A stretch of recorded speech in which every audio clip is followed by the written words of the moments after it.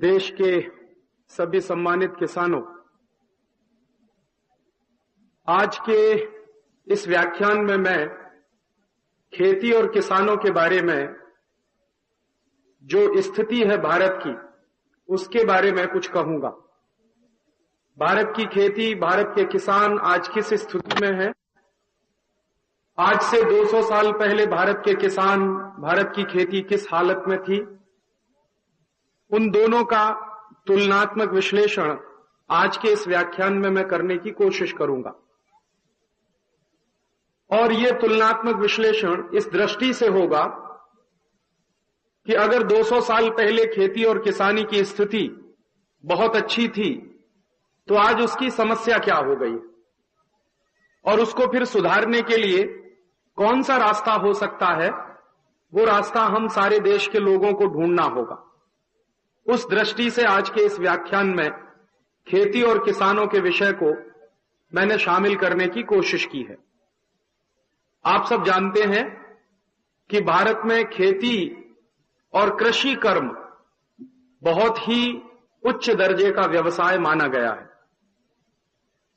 और भारतीय समाज में कृषि कर्म और किसानों के लिए खेती करना ये बहुत केंद्र बिंदु रहा है। ऐसा कहा जाए कि भारतीय समाज कृषि आधारित अर्थव्यवस्था पर टिका हुआ है, तो ये ठीक ही है। और जो समाज कृषि आधारित अर्थव्यवस्था पर टिका होता है, उस समाज की अपनी कुछ खास तरह की प्राथमिकताएं होती हैं, खास तरह की जरूरतें होती हैं। भारत का समाज पिछले हजारों साल से कृषि कर्म को पूरे केंद्र में मानकर चलता रहा है, तो इसलिए भारत का समाज कुछ विशिष्ट तरह का समाज है। और हमारे यहां कृषि की जो प्रधानता रही है, उसके पीछे एक तथ्य यह भी है कि भारतीय मौसम और जलवायु कृषि के काफी अनुकूल है, खेती के बहुत अनुकूल है। यहां जो मौसम है बहुत सातत्य वाला है। जैसे उदाहरण के लिए, आज सूरज निकला है तो कल भी निकलेगा, परसों भी निकलेगा, 3 महीने बाद भी निकलेगा, 3 साल बाद भी निकलेगा, 30 साल बाद भी निकलेगा, 300 साल बाद भी निकलेगा, 3000 साल भी हो जाएंगे तो भी निकलेगा। माने सूरज के निकलने में कहीं कोई कमी नहीं आने वाली भारतीय जलवायु में। लेकिन यूरोप में यह बात सच नहीं है। यूरोप में आज सूरज निकला है, कल नहीं भी निकलेगा। यूरोप में कल सूरज निकला है, हो सकता है 9 महीने तक लगातार सूरज नहीं निकलेगा, क्योंकि यूरोप के देशों में सामान्य रूप से साल में सिर्फ 3 महीने ही धूप निकलती, बाकी 9 महीने तो वहां धूप निकलती ही नहीं है, सूर्य के दर्शन ही नहीं होते। तो जितना सातत्य भारत की जलवायु में है, भारत के मौसम में है, उतना सातत्य यूरोप में नहीं है। उसी के साथ साथ भारत की जो भूमि है, भारत की जो मिट्टी है खेत की, वो बहुत नरम है। यूरोप के खेतों की मिट्टी नरम नहीं है, बहुत कठोर है। तो जिन देशों के खेत की मिट्टी बहुत कठोर होती है, वहां कृषि प्रधान व्यवस्था संभव नहीं होती है। और आप जानते हैं कि खेती के लिए मिट्टी का नरम होना बहुत जरूरी है। इसलिए भारत में कृषि कर्म बहुत प्राधान्य रहा। भारत का कृषि कर्म केंद्र बिंदु रहा पूरे समाज का। तो उसका सबसे बड़ा कारण है कि यहां की जलवायु बहुत अच्छी है, यहां की खेती की मिट्टी बहुत अच्छी है। दूसरा, यहां के लोगों को मौसम, जलवायु और मिट्टी से जुड़े हुए जितने कारक हैं, उनका बहुत अच्छा ज्ञान है। अगर यह कहा जाए कि भारत का किसान बहुत विद्वान आदमी है, तो इसमें कोई शक नहीं है।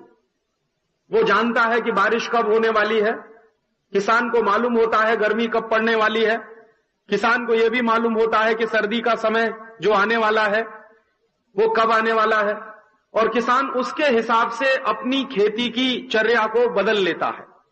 बारिश में क्या करना है, गर्मी में क्या करना है, सर्दियों में क्या करना है, ये सब बातें सामान्य रूप से इस देश का हर किसान जानता है। और इसीलिए मैं उसको कहता हूं कि उसको अपने जीवन को चलाए रखने के लिए जो जरूरी कारक हैं, उनका बहुत अच्छा ज्ञान है। तो एक तो जीवन का ज्ञान है, दूसरा मौसम और जलवायु का ज्ञान है, तीसरा मिट्टी बहुत अच्छी है, चौथा यहां की जो जलवायु है समशीतोष्ण है, ना तो बहुत गर्मी है, ना तो बहुत सर्दी है, ना तो बहुत बारिश है। यूरोप के देशों में कभी कभी तो बहुत सर्दी पड़ती है, -40 डिग्री सेंटीग्रेड टेम्परेचर हो जाता है, -20 डिग्री सेंटीग्रेड टेम्परेचर हो जाता है।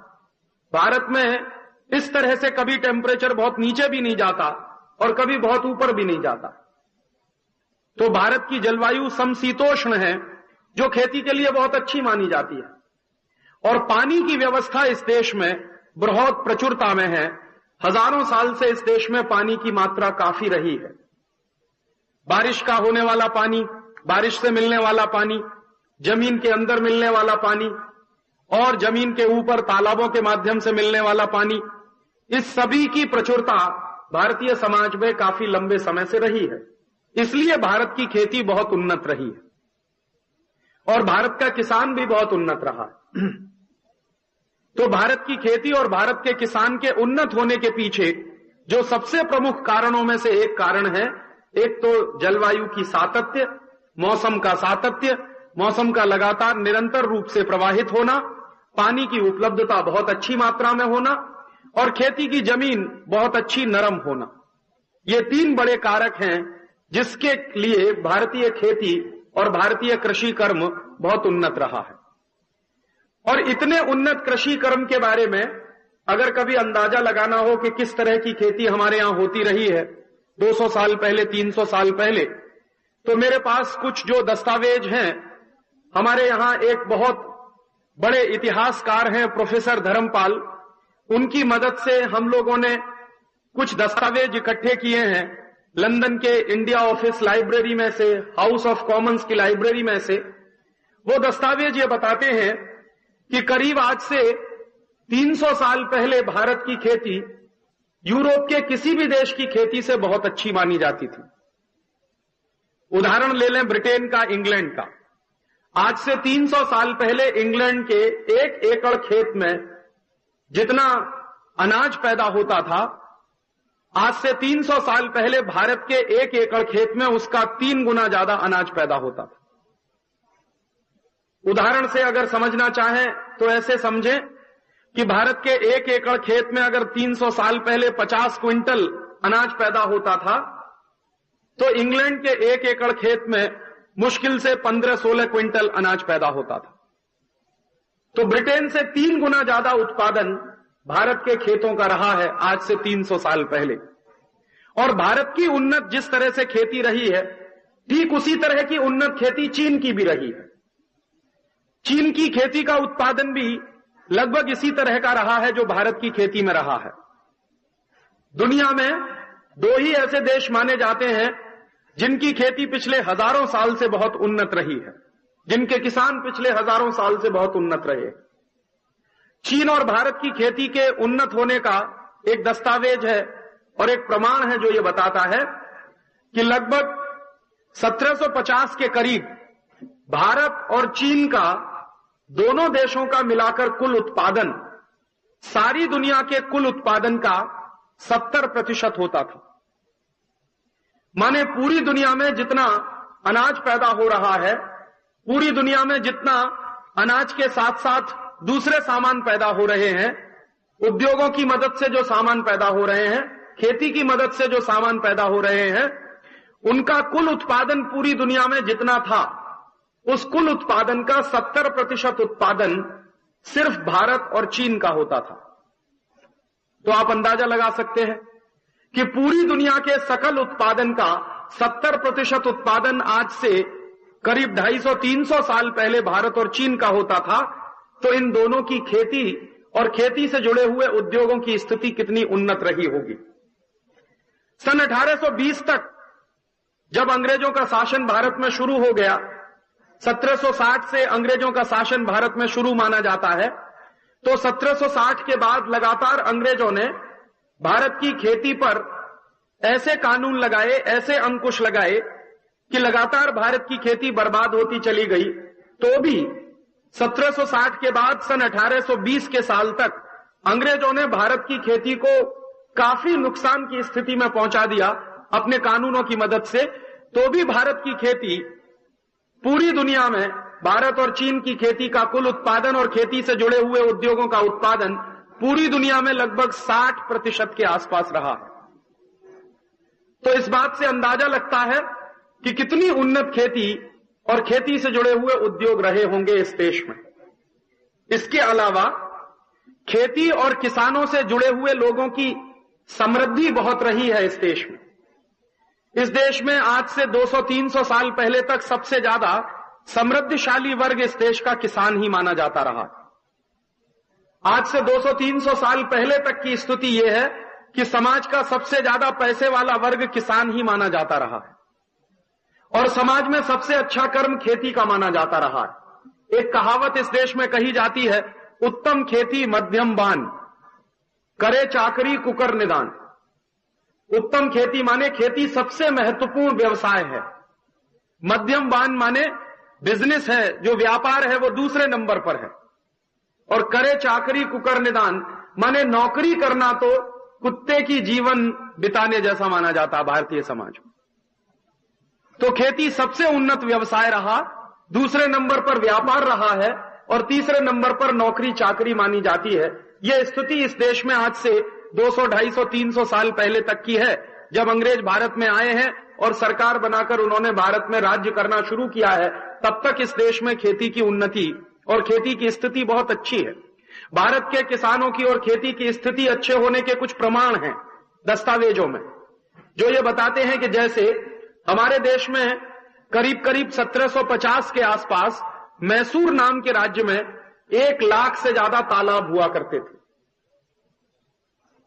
हिंदुस्तान में आजादी के पहले करीब 7.5 लाख गांव होते थे और औसत इस बात का निकलता है दस्तावेजों के आंकड़ों के अनुसार कि इस देश का कोई भी गांव ऐसा नहीं जिसमें तालाब ना होता हो। और आंकड़े तो ये बताते हैं कि बहुत सारे गांव इस देश में ऐसे रहे हैं जहां 1 से ज्यादा तालाब एक ही गांव में रहे हैं। तो 7.5 लाख गांव का देश था भारत आजादी के पहले, और करीब करीब हर गांव में एक तालाब की व्यवस्था थी। तो लगभग 7.5 लाख तालाब पूरे देश में रहे होंगे, इससे ज्यादा भी हो सकते हैं, क्योंकि कुछ गांवों में 1 से ज्यादा तालाब होने की व्यवस्था है। तो तालाब बहुत बड़ी संख्या में रहे हैं, कुएं बहुत बड़ी संख्या में रहे हैं, बावड़ियां बहुत बड़ी संख्या में रही हैं। बारिश के होने वाली एक एक बूंद को हिंदुस्तान में पूंजी की तरह से बचाने की परंपरा रही है। जिस राजस्थान को आज हम जानते हैं, और हम राजस्थान के बारे में ऐसा मानते हैं कि बहुत मरुभूमि है राजस्थान की, जहां पानी की बहुत कमी है, जहां पानी की बहुत किल्लत है, उस राजस्थान में ऐसी परंपरा पिछले हजारों साल से है कि बारिश की गिरने वाली एक एक बूंद को संचित रखने की सबसे बड़ी परंपरा अगर इस देश में कहीं है तो राजस्थान में। आप राजस्थान में जाइए, जैसलमेर के इलाके में, जहां पर यह माना जाता है कि सबसे ज्यादा सूखा पड़ता है, उस जैसलमेर के इलाके में आजू बाजू के गांव में घूमिए, हर गांव में आपको तालाब मिल जाएगा। और जैसलमेर गांव, जैसलमेर शहर के नजदीक सबसे बड़ा तालाब मौजूद है, जो करीब 400-500 साल पुराना, और आज भी उसमें भयंकर पानी। राजस्थान में जितनी आज मरुभूमि दिखाई देती है, कभी वहां लहलहाते तालाब हुआ करते थे, बड़े तालाब हुआ करते थे। ये तो अंग्रेजों के कुछ कानून थे और अंग्रेजों की कुछ व्यवस्थाएं थी जिन्होंने भारत के तालाबों को सुखा दिया और भारत के तालाबों को बर्बाद कर दिया। तालाबों की बड़ी गहरी परंपरा रही है इस देश में, और कृषि का उत्पादन उसी के आधार पर है कि पानी जितनी प्रचुर मात्रा में है उतना ही उत्पादन अधिक होता रहा है इस देश में। इसलिए खेती का उत्पादन इस देश में बहुत रहा है। और खेती के उत्पादन में एक महत्वपूर्ण कारक और है कि भारत में खेती के साथ साथ पशुधन भी बहुत बड़ी मात्रा में रहा। पशुओं की संख्या भी इस देश में बहुत बड़ी मात्रा में रही।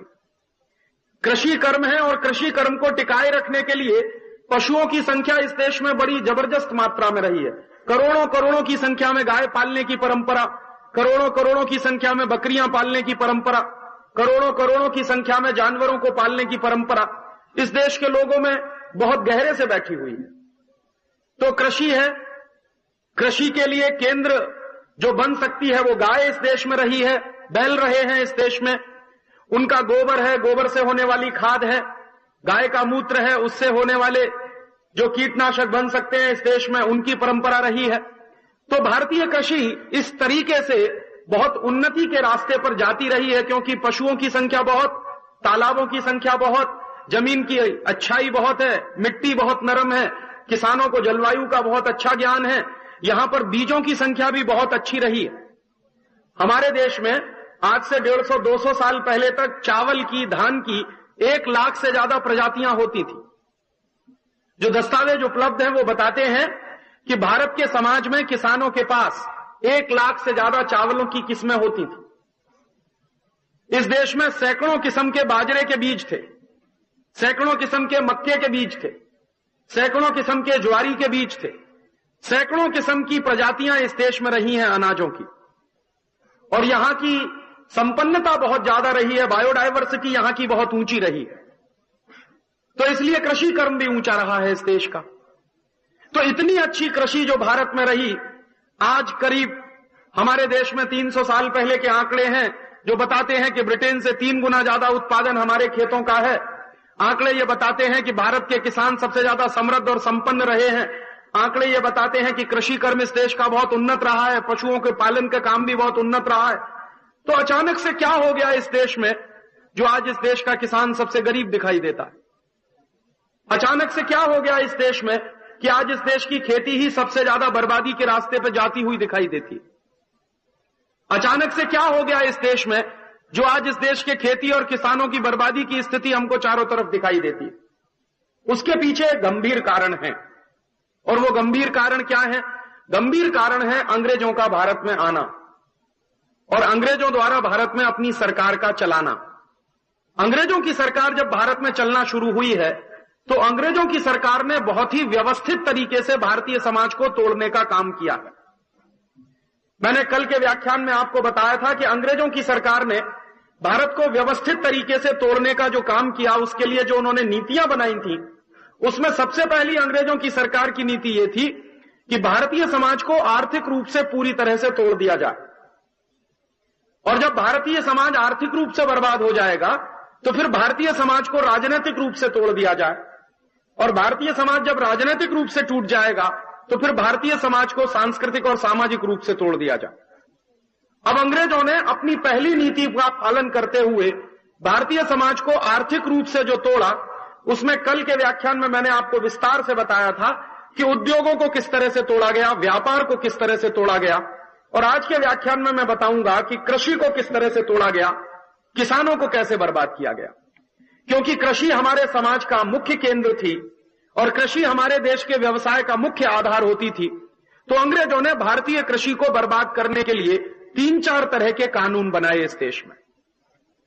सबसे पहला कानून जो अंग्रेजों ने भारत की कृषि को बर्बाद करने के लिए बनाया, वो किसानों के ऊपर लगान लगाने का कानून था। किसानों के ऊपर टैक्स लगाने का कानून था। 1760 के पहले इस देश में एक बड़े इलाके में किसानों के ऊपर कभी भी लगान नहीं लिया गया। अंग्रेजों के पहले इस देश में कुछ ही राज्यों को छोड़ दिया जाए तो बाकी किसी भी राज्य में किसानों पर लगान नहीं लिया जाता था। जैसे मालाबार का एक बहुत बड़ा इलाका होता था जिसको आज हम दक्षिण भारत के रूप में जानते हैं। उस मालाबार के इलाके में 1760 के पहले कभी भी किसानों पर लगान नहीं लिया गया, किसानों पर कभी भी लगान नहीं लगाया गया।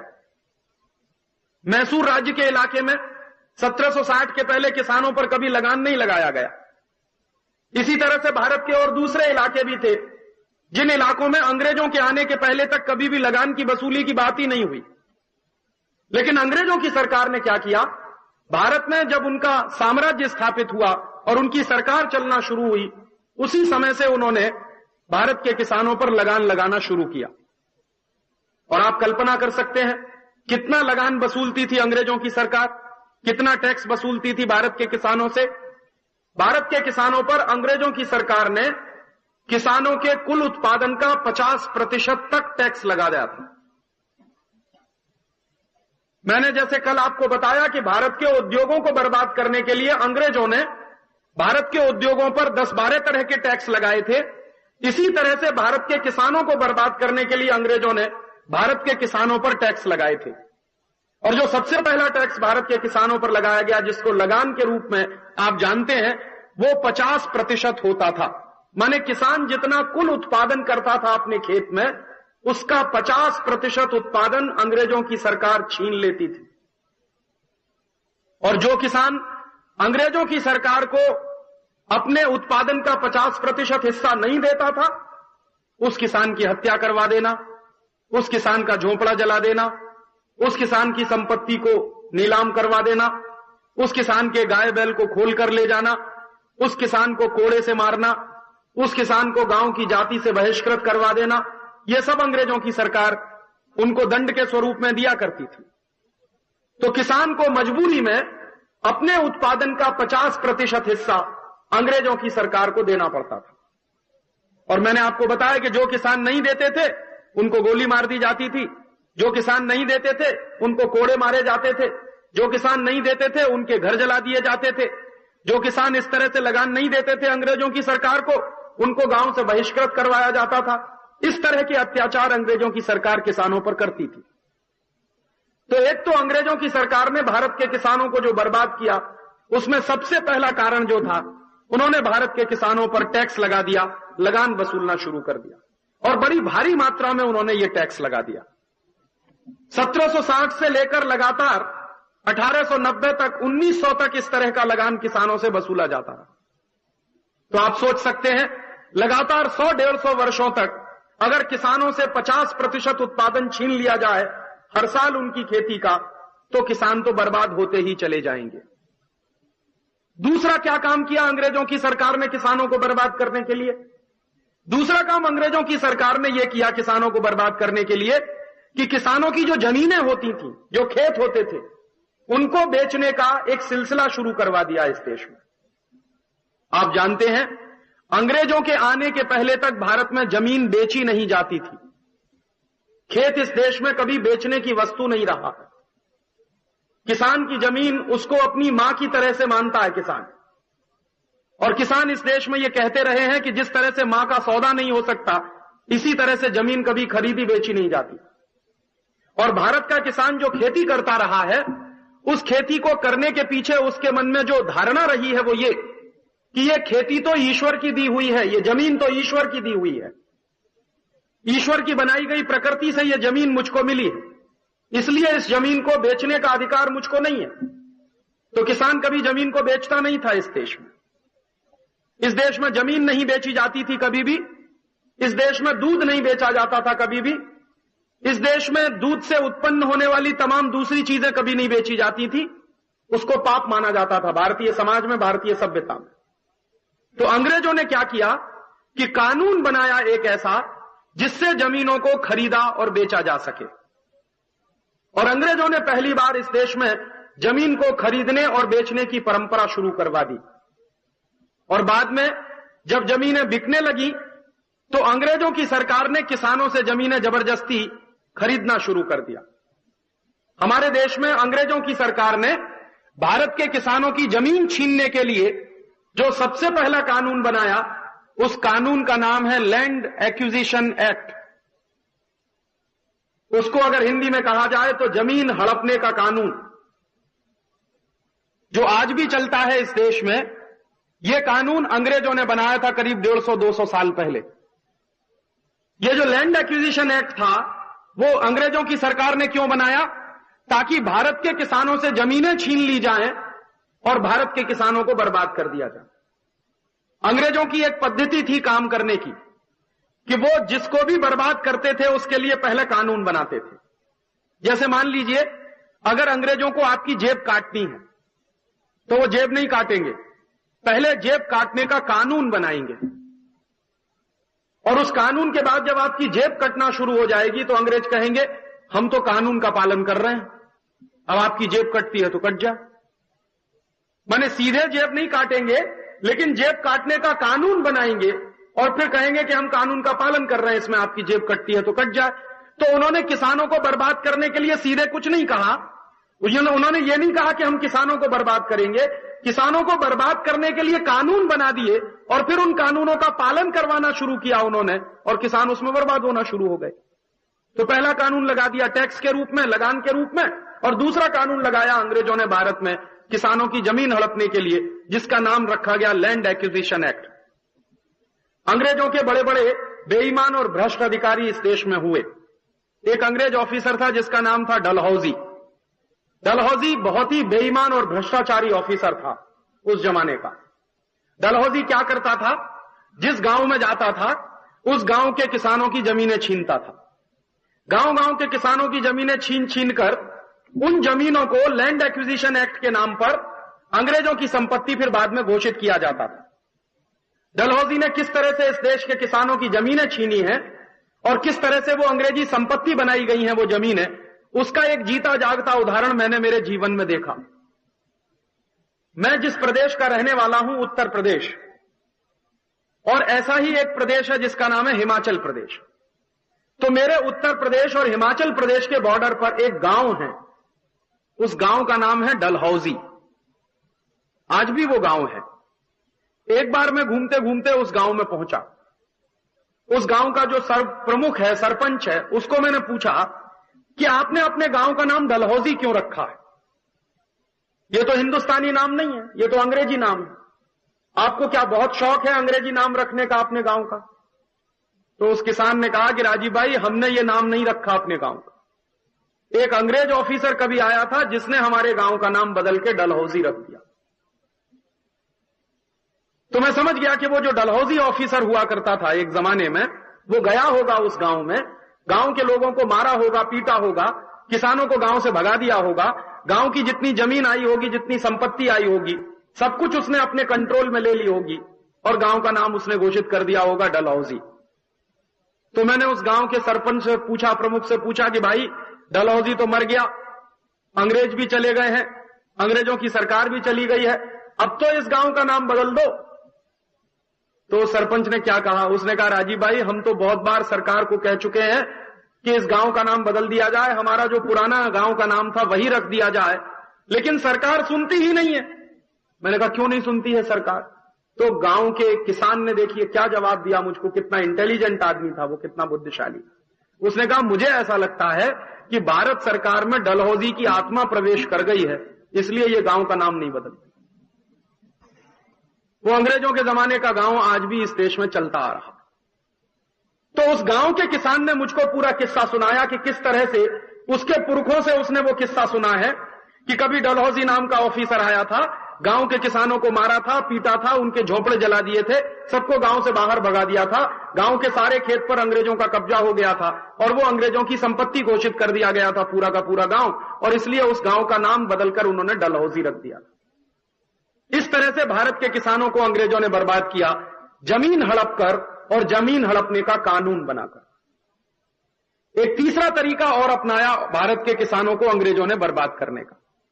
अंग्रेजों ने भारत के समाज का सर्वे कराया था, सर्वेक्षण कराया था, और भारतीय समाज का सर्वेक्षण करा के अंग्रेजों की सरकार ने इस बात का अंदाजा लगवाया कि यहां की खेती मूलतः टिकी हुई किस आधार पर है। अगर भारत की आर्थिक स्थिति को पूरी तरह से चौपट करना है, बर्बाद करना है, तो भारत की खेती को बर्बाद करना ही पड़ेगा, भारत के उद्योगों को भी बर्बाद करना पड़ेगा। तो भारत की खेती को बर्बाद करने के लिए अंग्रेजों ने पहले सर्वे कराया कि भारत की खेती को कैसे बर्बाद किया जाए। तो अंग्रेजों ने जब सर्वेक्षण करा लिया तो उनको एक बार यह पता चला कि भारत का किसान जो खेती करता है उसका केंद्र बिंदु है गाय और उसका केंद्र बिंदु है बैल। गाय के बछड़े होते हैं, बछड़े बैल बनते हैं, बैलों से खेत जोता जाता है, फिर गाय दूध देती है, किसान दूध पीता है, उसमें से शक्ति आती है तो खेत में मेहनत करता है। गाय गोबर देती है, उस गोबर का खाद बनाता है, खाद को खेत में डालता है और खेत की शक्ति बढ़ाता है। गाय मूत्र देती है, मूत्र को किसान कीटनाशक को मारने के रूप में प्रयोग में लाता है। तो गाय जो है वो भारतीय कृषि व्यवस्था के केंद्र में है, ये अंग्रेजों की सरकार को पता चल गया। सर्वेक्षण करा के उन्होंने पता कर लिया कि गाय जो है भारत की अर्थव्यवस्था के केंद्र में है। तो अंग्रेजों ने एक कानून और बना दिया कि भारत में गाय का कत्ल करवाओ। तो 1760 में इस देश में अंग्रेजों के आदेश पर गाय का कत्ल होना शुरू हो गया। कुछ लोगों को ऐसा लगता है और वो लोग कहते भी हैं कि राजीव भाई, अंग्रेजों से पहले भी तो जो मुसलमान राजा थे वो भी तो गाय का कत्ल करवाते थे। मैं आपको जानकारी देना यह चाहता हूं कि एक दो अंग्रेजी राजाओं को छोड़कर, एक दो मुसलमान राजाओं को छोड़कर भारत में किसी भी राजा ने गाय का कत्ल नहीं करवाया। मुसलमानों ने, मुसलमानों के राजाओं के जमाने में तो भारत में ऐसा कानून रहा है कि जो गाय का कत्ल करे उसको फांसी की सजा दे दी जाए।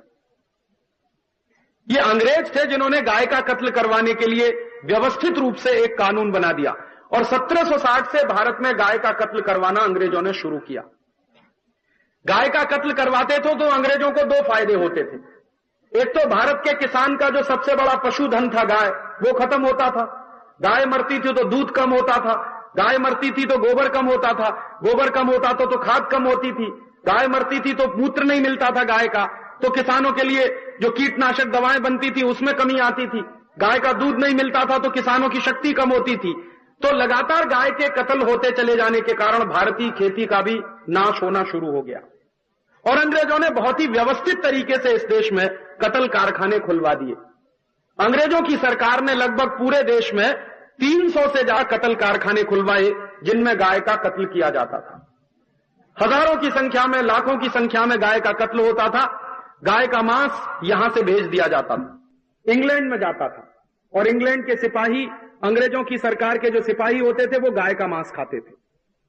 आप जानते हैं यूरोप के देश की जो प्रजा है, ये जो गोरी प्रजा है, ये गाय का मांस सबसे ज्यादा खाती है। जितनी गोरी प्रजा है पूरी दुनिया में, इसको गाय का मांस सबसे अच्छा लगता। तो गाय कत्ल होती थी भारत में, उसका मांस इंग्लैंड जाता था, इंग्लैंड के लोग उसको खाते थे। गाय की कत्ल होती थी, और गाय का कत्ल करके अंग्रेजों की फौज जो भारत में रहती थी उसको मांस बेचा जाता था, उसको मांस दिया जाता था। तो भारत के किसानों को बर्बाद करने के लिए जो तीसरा काम अंग्रेजों ने किया वो गाय के कत्ल करवाने का। बाद में अंग्रेजों को ऐसा लगा कि सिर्फ गाय के कत्ल करवाने से बात नहीं बनेगी, गाय जहां से पैदा होती है उस नंदी का कत्ल पहले करवाओ। तो अंग्रेजों ने फिर नंदी का कत्ल करवाना शुरू किया, और बहुत ही व्यवस्थित पैमाने पर गाय और नंदी का कत्ल अंग्रेजों ने करवाया। हम लोगों ने जो दस्तावेज इकट्ठे किए हैं उनसे पता चलता है कि 1760 से लेकर 1947 के साल तक अंग्रेजों ने करीब 48 करोड़ से ज्यादा गाय और बैल के कत्ल करवाए। 48 करोड़ से ज्यादा, 1760 से लेकर 1947 के साल तक। और ये जो 48 करोड़ गाय और नंदियों के कत्ल कर दिए, संख्या में 48 करोड़ गाय और नंदियों के कत्ल जब हो गए, मैं कभी कभी कल्पना करता हूं कि वो गाय नहीं काटी गई होती, वो नंदी नहीं काटे गए होते, तो आज हिंदुस्तान में गाय की संख्या हमारी आबादी से 3 गुनी ज्यादा होती। कम से कम इस देश में 150 करोड़ से ज्यादा गाय और बैल होते। लेकिन अंग्रेजों ने बहुत ही व्यवस्थित तरीके से ये कत्ल करवा के हिंदुस्तान के किसानों का सत्यानाश किया। फिर उसके बाद अंग्रेजों ने हिंदुस्तान के किसानों का सत्यानाश करने के लिए एक चौथा काम किया, और वो चौथा काम उन्होंने क्या किया कि इस देश के किसानों की जो क्रय शक्ति थी उसको कम करवाओ। माने किसान जो खेती करता है, खेती के साथ साथ कुछ और भी उद्योग कर सकता है, पशुपालन का काम कर सकता है, दूसरे कई काम कर सकता है, और उससे उसकी जो क्रय शक्ति बढ़ती है, उसकी समृद्धि बढ़ती है, उसकी संपत्ति बढ़ती है, उसको कम करवाओ। तो अंग्रेजों ने कृषि और पशुपालन दोनों को अलग अलग करवा दिया। पहले खेती के साथ पशुपालन बिल्कुल जुड़ा हुआ था, लेकिन अंग्रेजों ने फिर नीति ऐसी बनाई कि कृषि अलग हो गई और पशुपालन बिल्कुल एक अलग तरह की बात हो गई। और अंग्रेजों ने फिर भारतीय समाज में एक एक करके उन जातियों पर अत्याचार करने शुरू किए जो जातियां सबसे ज्यादा पशुपालन करती थीं। हमारे समाज में जिन जातियों को हम पिछड़ी जातियां कहते हैं, नीचे दर्जे की जातियां कहते हैं, वास्तव में ये भारत के समाज की रीढ़ की हड्डी रही। यही जातियां रही हैं जिनके पास सबसे ज्यादा हुनर रहा है, सबसे ज्यादा कौशल रहा है। यही जातियां रही हैं जिनके पास सबसे बड़ी टेक्नोलॉजी रही है, और यही जातियां रही हैं जिनके पास सबसे ज्यादा हुनर और कौशल इस बात का रहा है कि पशुओं की समृद्धि कैसे कराई जाए और पशुओं की संख्या कैसे बढ़ाई जाए। तो अंग्रेजों ने हमारे देश की ऐसी जातियों पर अत्याचार करने शुरू किए जो जातियां हमारे देश में पशुपालन के काम में लगी हुई थी, और धीरे धीरे पशुओं की संख्या एक तरफ तो गाय का कत्ल करवा के कम कर दी, दूसरी तरफ हमारे देश में जो पशुपालन करने वाली जातियां थी उनको अंग्रेजों ने इतना बुरी तरह से प्रताड़ित किया, अत्याचार किए उन सबके ऊपर कानून बनाकर, कि धीरे धीरे पशुपालन का काम वो लोग छोड़ते चले गए और विस्थापित होते चले गए। इस तरह से अंग्रेजों ने भारत के किसानों को व्यवस्थित रूप से बर्बाद करने का काम शुरू किया। और ये बर्बादी कितनी आई? 1760 से लेकर 1850 के साल तक या 1860 के साल तक हिंदुस्तान की खेती बुरी तरह से चौपट हो गई, किसान बुरी तरह से बर्बाद हो गए। और मात्र 100 साल के अंदर में हिंदुस्तान के किसानों की गरीबी दिखाई देने लगी, दारिद्र्य इस देश में दिखाई देने लगा, कंगाली इस देश में दिखाई देने लगी।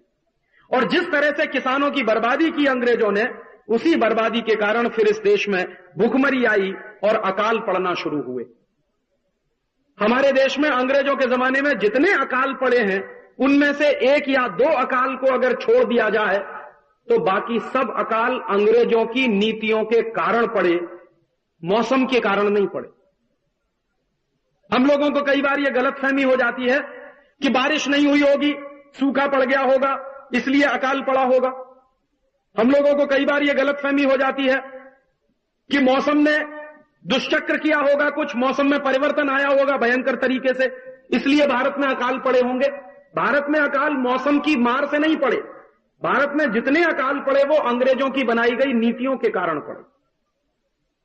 अंग्रेजों की नीतियां कैसी थी? मैंने बताया, खेती को बर्बाद करना, किसानों को बर्बाद करना, किसानों से लगान वसूलना, 50% किसानों का उत्पादन टैक्स के रूप में ले लेना, किसान जो पशुपालन कर रहे हैं उन पशुपालन करने वाले किसानों पर अत्याचार करना, किसान जो अपने गांव के तालाब की व्यवस्था खुद बना सकते हैं, अपने गांव के बावड़ी और कुओं की व्यवस्था बना सकते हैं, उन सब व्यवस्थाओं को किसानों के हाथ से छीन लेना और अंग्रेजों की सरकार के हाथ में चला जाना।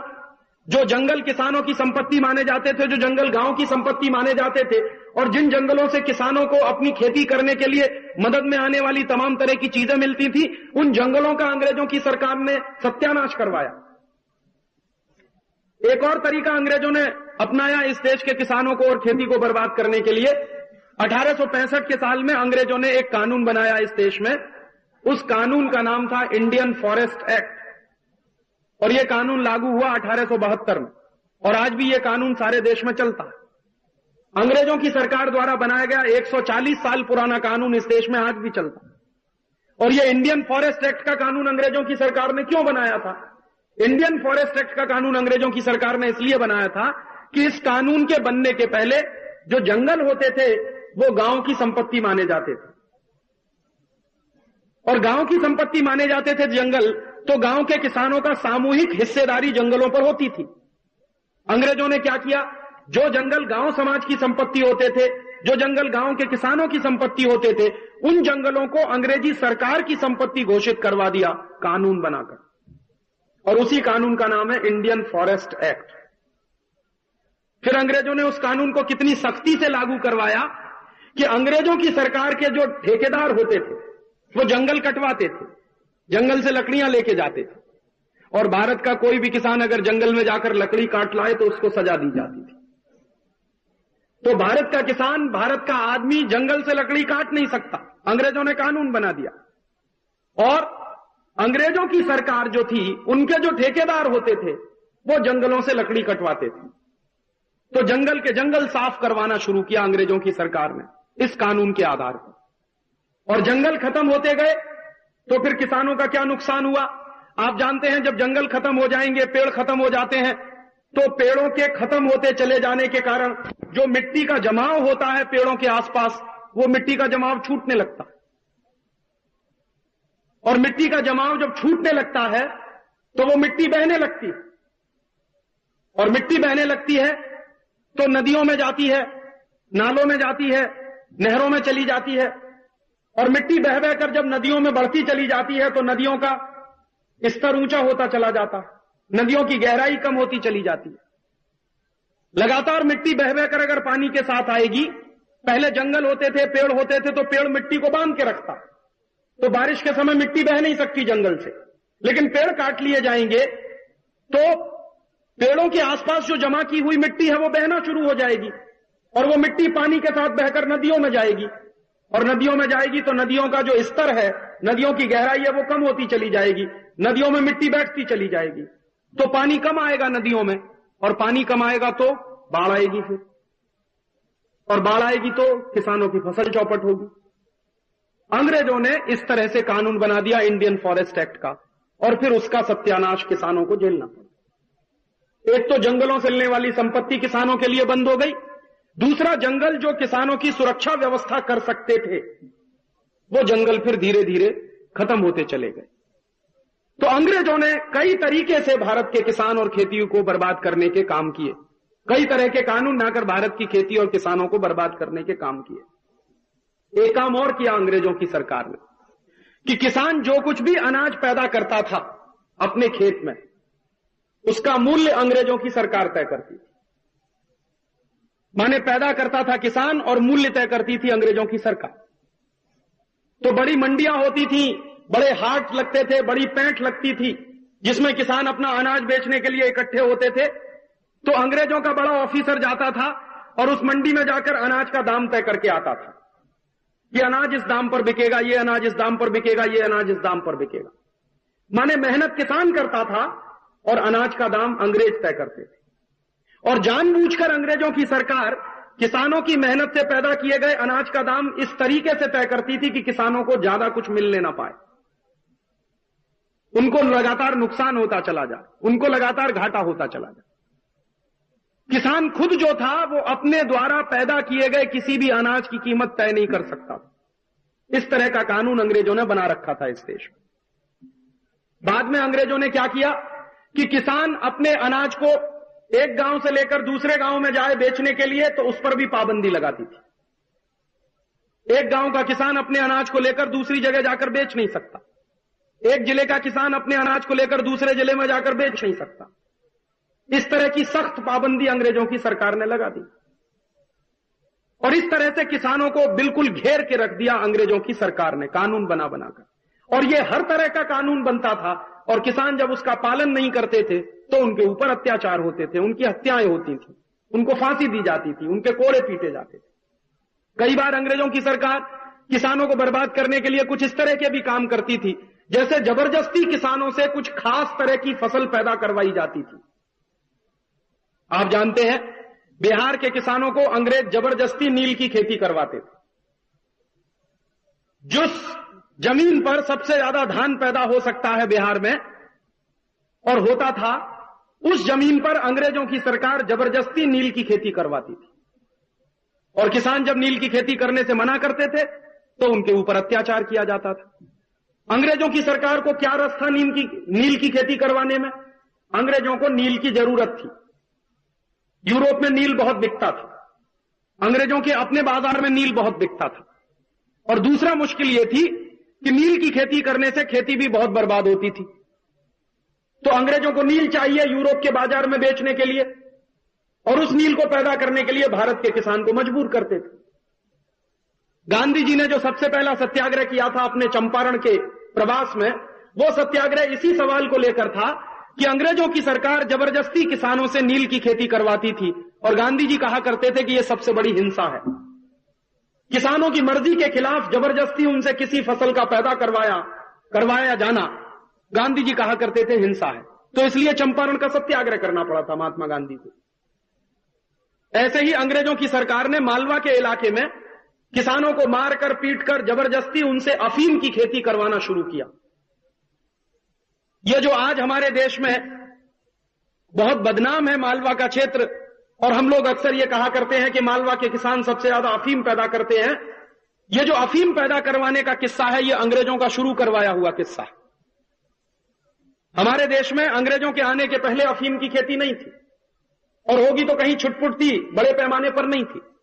लेकिन अंग्रेजों की सरकार में मालवा के किसानों को मार मार कर पीट पीट कर जबरदस्ती उनके ऊपर अत्याचार करके अफीम की खेती करवाई। क्यों करवाई?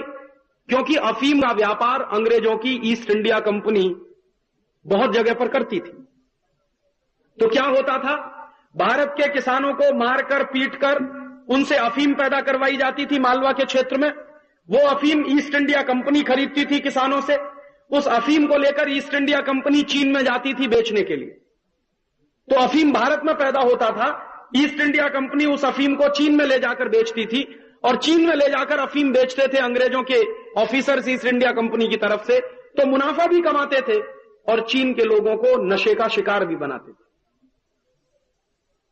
पूरे के पूरे चीन को बर्बाद किया था अंग्रेजों ने, अफीम पिला पिलाकर, अफीम खिला खिलाकर। अफीम यहां से पैदा करवा के ले जाते थे और वहां पर चीन में बेची जाती थी, और चीन के लोगों को पहले मुफ्त में अफीम पिलाई अंग्रेजों ने, मुफ्त में अफीम खिलाई। फिर धीरे धीरे नशे के शिकार हो गए तो उनसे पैसा लेने शुरू किया और अफीम देना शुरू किया। और आप जानते हैं कि चीन में एक बहुत बड़ा अफीम युद्ध हुआ है अंग्रेजों के खिलाफ, जिसको ओपियम ट्रेड वॉर कहा जाता है चीन के इतिहास में। वो इसीलिए हुआ कि भारत में अफीम पैदा होती थी मालवा में, अंग्रेजों की सरकार वो अफीम पैदा कराती थी, चीन में ले जाकर वो अफीम बेची जाती थी, चीन के लोगों को उससे बर्बाद किया जाता था। इस तरह के कानून भी अंग्रेजों की सरकार ने बनाए थे भारत को बर्बाद करने के लिए, भारत के किसानों को बर्बाद करने के लिए। और इस तरह की व्यवस्थाएं बनाकर अंग्रेजों ने भारत के किसानों को पूरी तरह से बांध दिया था। तो जो किसान सबसे ज्यादा उन्नत खेती करता था, जो किसान सबसे ज्यादा उन्नत खेती करने वाला माना जाता था, जिस देश की खेती सबसे ज्यादा उन्नत मानी जाती थी, वो किसान बर्बाद हुआ, वो खेती बर्बाद हुई, और वो धीरे धीरे गरीबी में आ गया किसान, फिर दारिद्र्य में आया, फिर कंगाली में आया, फिर इस देश में भुखमरी हुई और अकाल पड़े। और जब अकाल पड़ते थे तो हिंदुस्तान के लाखों लाखों लोग भूख से मर जाते, और अंग्रेजों की सरकार के लिए वो बहुत सुविधा की बात मानी जाती थी। अंग्रेजों की सरकार को लगता था कि जितने लोग इस देश में मरते जाएं भूख से, उतना ही अंग्रेजों की सरकार को लोगों को कंट्रोल करने में, लोगों को गुलाम बनाकर रखने में सुविधा होती। तो अकाल जब पड़ते थे, महामारियां जब होती थी, भूख से लोग जब मरते थे, तो अंग्रेजों की सरकार उसके लिए कोई कदम नहीं उठाती थी। यह इस देश के लिए सबसे बड़ा दुर्भाग्य रहा है कि एक देश जो 300 साल पहले तक सबसे ज्यादा अन्न पैदा करता रहा, अनाज पैदा करता रहा, उसी देश में अंग्रेजों के जमाने में 10-10 अकाल पड़े, बड़े बड़े अकाल पड़े, लाखों लाखों करोड़ों करोड़ों लोग उन अकालों में मारे गए। बाद में अंग्रेजों की सरकार ने एक कानून और बनाया कि जब यहां अकाल पड़ना शुरू हो गया तो अनाज के उत्पादन में और ज्यादा कमी आ गई।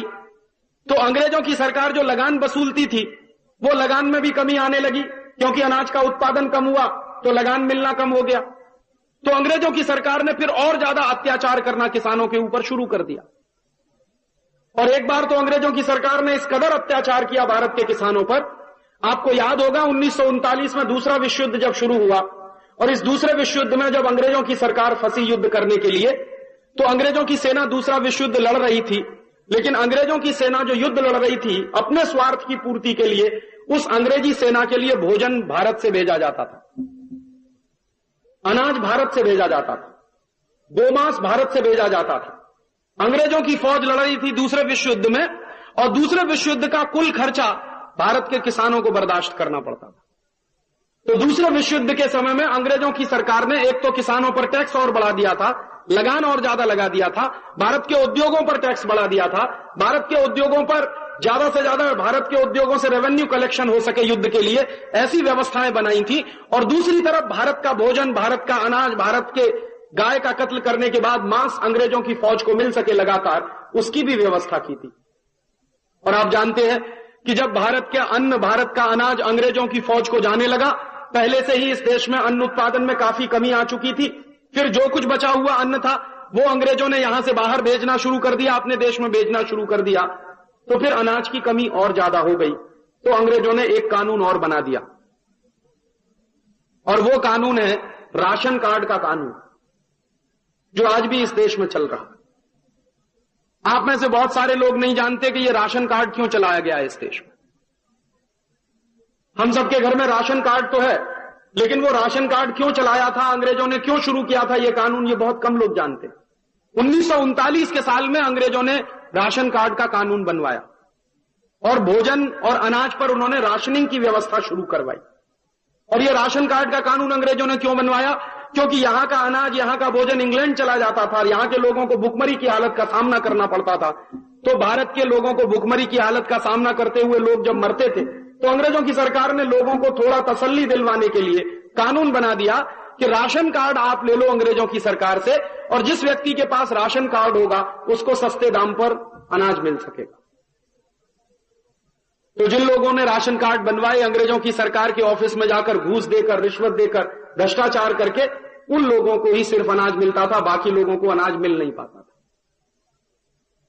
तो इस तरह के अत्याचारी कानून, इस तरह की व्यवस्थाएं अंग्रेजों ने शुरू की थी इस देश में। इन सब व्यवस्थाओं के कारण भारत का किसान बर्बाद हुआ और भारत की खेती बर्बाद होती चली गई। और तकलीफ हमारी यह है कि जिस तरह से अंग्रेजों की सरकार ने भारत की खेती को बर्बाद किया था, जिन नीतियों के कारण भारत के किसानों को बर्बाद किया गया था, जिन नीतियों और जिन कानूनों के चलते भारत के किसान की बर्बादी आई थी, भारत की खेती की बर्बाद हुई थी, वो सारी की सारी नीतियां, वो सारे के सारे कानून आज भी चल रहे हैं। उदाहरण के लिए जो लैंड एक्विजिशन का एक्ट अंग्रेजों ने बनाया, वो आप आजादी के 50 साल के बाद भी चलता। जो इंडियन फॉरेस्ट एक्ट अंग्रेजों ने बनाया, वो आज आजादी के 50 साल के बाद भी चलता है। जो कानून अंग्रेजों ने बनाया किसानों के अन्न का दाम तय करने के लिए, किसानों के अनाज का दाम तय करने के लिए, वो कानून इस देश में आज भी चलता है। बस फर्क इतना है कि पहले गोरे अंग्रेज उस कानून को चलाते थे, अब काले अंग्रेज उस कानून को चला रहे। और आज भी इस देश में ठीक उसी तरह से किसानों की जमीनें छीनी जाती है जिस तरीके से अंग्रेजों के जमाने में छीनी जाती थी। अंग्रेजों के जमाने में जमीन कैसे छीनी जाती थी? एक कलेक्टर नाम का ऑफिसर अंग्रेजों ने बनाया सन 1860 में। एक कानून बनाया अंग्रेजों ने, इंडियन सिविल सर्विसेज एक्ट, और उस इंडियन सिविल सर्विसेज एक्ट के नाम पर कलेक्टर नाम की पोस्ट बनाई। और उस कलेक्टर को यह अधिकार दिया गया कि वो गांव-गांव के किसानों को मार पीट कर उनके ऊपर अत्याचार करके रेवेन्यू वसूले, लगान वसूले। और रेवेन्यू कलेक्ट करने का जो काम करता था ऑफिसर, उसको कलेक्टर कहते थे अंग्रेज। तो वो कानून बना दिया उन्होंने। और गांव-गांव में कलेक्टर क्या करता था कि जब किसान लगान नहीं दे पाता था तो उसकी जमीन कुर्क कर लेता, उसकी संपत्ति कुर्क कर लेता था, उसके लिए एक नोटिस देता था किसान को, और उसकी संपत्ति जब्त कर ली जाती थी। तो जिस तरह से संपत्ति जब्त की जाती थी किसान की और उनकी जमीन छीन ली जाती थी, ठीक उसी तरह से आज भी इस देश में होता है। अब क्या होता है, कलेक्टर कभी नोटिस देता है, गांव के किसान की जमीन छीन ली जाती है, वो किसान को यह अधिकार भी नहीं होता है कि वो अपनी जमीन के बारे में कहीं कोई केस लड़ सके, जिरह कर सके, क्योंकि कानून ऐसा है अंग्रेजों के जमाने का बनाया हुआ कि सरकार इमरजेंसी बताकर किसी भी गांव के किसी भी किसान की कोई भी जमीन छीन सकती। मान लीजिए सरकार को किसी जमीन पर कारखाना बनवाना और गांव का किसान वो जमीन देना नहीं चाहता, तो सरकार जबरदस्ती नोटिस इशू करवाएगी कलेक्टर के माध्यम से, गांव के किसान की वो जमीन छीन ली जाएगी। फिर गांव के किसान को मजबूरी में कुछ पौना दाम देकर जमीन सरकार के नाम लिखवा ली जाएगी। जिस तरह का अत्याचारी कानून अंग्रेज चलाते थे वही आज भी चल रहा। और हिंदुस्तान के किसानों की हजारों एकड़ जमीन हर साल छीनी जाती।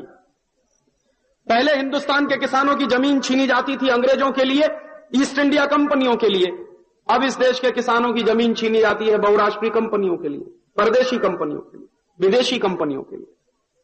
पिछले 7-8 वर्षों से हमारे देश में जो उदारीकरण की नीतियां चल रही हैं, जो जागतिकरण की नीतियां चल रही हैं, उन नीतियों के कारण हजारों एकड़ जमीन महाराष्ट्र के किसानों की छीनी गई है, हजारों एकड़ जमीन उत्तर प्रदेश के किसानों की छीनी गई, हजारों एकड़ जमीन तमिलनाडु के किसानों की छीनी गई है, कर्नाटक के किसानों की छीनी गई है, हजारों एकड़ जमीन गुजरात के किसानों की छीनी गई है, आंध्र प्रदेश के किसानों की छीनी गई है, पंजाब के किसानों की छीनी गई है, हरियाणा के किसानों की छीनी गई है।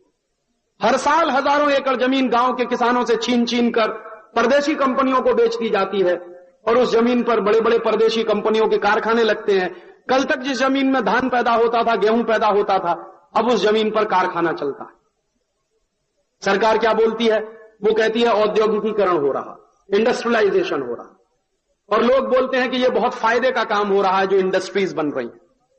आप जानते हैं दुनिया में और हमारे देश में कोई भी ऐसी इंडस्ट्री नहीं है जिसमें 100 रुपया लागत के रूप में अगर लगाया जाए तो 100 ही रुपए का उत्पादन हो जाए। हर फैक्ट्री में लागत ज्यादा होती है, उत्पादन कम होता है। और भारत सरकार के नीति बनाने वाले लोग किस तरह की बेवकूफी की नीतियां बनाते हैं कि वो इंडस्ट्री को महत्वपूर्ण मानते हैं और खेती को उससे कम मानते हैं। और मेरी मान्यता यह है कि खेती से बड़ी इंडस्ट्री पूरी दुनिया में कोई नहीं, खेती से बड़ा उद्योग पूरी दुनिया में कोई नहीं। आप पूछेंगे वो कैसे? किसान एक गेहूं का बीज डालता है और उस एक गेहूं के बीज के डालने के बाद कम से कम 50-60 गेहूं के दाने लगते हैं जब एक बाल खड़ी होती है। तो एक गेहूं का बीज डाला और उसमें से 50 गेहूं के बीज पैदा किए। बताइए ऐसा कारखाना आपने दुनिया में कहीं देखा? इतना जबरदस्त पूंजी का निर्माण जिस कारखाने में हो सके, ऐसा कारखाना कहीं आपने देखा? मैंने तो जितने कारखाने देखे हैं अपने जीवन में, वहां 100 रुपया डालते हैं तो 70 रुपए का उत्पादन मिलता है, 100 रुपया डालते हैं तो 80 रुपए का उत्पादन मिलता है, 100 रुपया डालते हैं तो 50 रुपए का उत्पादन मिलता है। माने जितनी लागत होती है उससे 50%, 60% ही उत्पादन मिलता है। लेकिन खेती एक ऐसा उद्योग है जिसमें आप 1 रुपए का सामान डालिए तो 100 रुपए का सामान पैदा होगा। तो इतना बड़ा उद्योग है जिसका सत्यानाश अंग्रेजों ने किया था, अब वही सत्यानाश भारत की सरकार कर रही है। और आज भी इस देश में वैसी ही नीतियां चलाई जा रही हैं जो अंग्रेजों के जमाने में चलाई जाती थी। अंग्रेजों के जमाने में किसान अपने अनाज का दाम तय नहीं कर पाता था। आज आजादी के 50 साल के बाद भी किसान अपने अनाज का दाम तय नहीं कर पाता। इस देश में सिर्फ किसान ही एक ऐसा वर्ग है जो अपने द्वारा खेत में पैदा किए गए किसी भी सामान का दाम खुद नहीं तय कर पाता। जितने कारखाने चलते हैं इस देश में, जितने उद्योग चलते हैं पूरे देश में, हर उद्योग और हर कारखाना चलाने वाला आदमी अपने द्वारा पैदा की गई हर वस्तु का दाम खुद तय करता है। लेकिन किसान ही एक ऐसा वर्ग है इस देश में, काश्तकार ही एक ऐसा वर्ग है इस देश में जो अपने द्वारा पैदा किए गए गेहूं का दाम तय नहीं कर पाता, अपने द्वारा पैदा किए गए बाजरे का दाम तय नहीं कर पाता, अपने द्वारा पैदा किए गए धान का दाम तय नहीं कर पाता, अपने द्वारा पैदा किए गए मक्के का दाम तय नहीं कर पाता। कुछ भी चीज जो पैदा करता है किसान, उसका दाम वो खुद नहीं तय कर पाता, सरकार तय करती है। जिस तरह से अंग्रेजों की सरकार करती थी वही काम आज भी होता। जिस तरह से अंग्रेजों की सरकार ने भारत के किसानों पर पाबंदी लगा रखी थी कि एक जिले का माल दूसरे जिले में किसान नहीं ले जाएगा, वैसी ही पाबंदी आज भी है कि एक प्रदेश का पैदा किया हुआ अनाज दूसरे प्रदेश में नहीं जाता। उस पर पाबंदी लगा रखी है सरकार ने। जिस तरह से अंग्रेजों की सरकार किसानों के ऊपर लगान वसूलती थी, टैक्स वसूलती थी, अब उस तरह की चर्चा इस देश में फिर शुरू हो गई है। आजादी के 50 साल के बाद खेती पे लगान तो कुछ कम कर दिए सरकार ने, लेकिन इनडायरेक्ट तरीके से, अप्रत्यक्ष तरीके से किसानों की जेब काटना शुरू कर दिया सरकार ने। और किसानों की जेब कैसे काटती है सरकार? अगर किसान कपास की खेती करता है और 1 क्विंटल कपास पैदा करने में उसका 2000 रुपया खर्च होता है, तो क्विंटल कपास जब बेचने जाएगा किसान तो सरकार कहेगी 1800 रुपए दाम ले लो, 1900 रुपए दाम ले लो। बहुत अधिक आप उसके साथ, सरकार के साथ झगड़ा करेंगे तो 2000 रुपए क्विंटल का दाम देने को तैयार हो जाएगी। माने जिस कीमत पर आपकी कपास की फसल लग रही है वही कीमत आपको मिलेगी, मुनाफा कुछ नहीं होने देंगे आपको। तो आपकी जेब ही काट रहे हैं ना।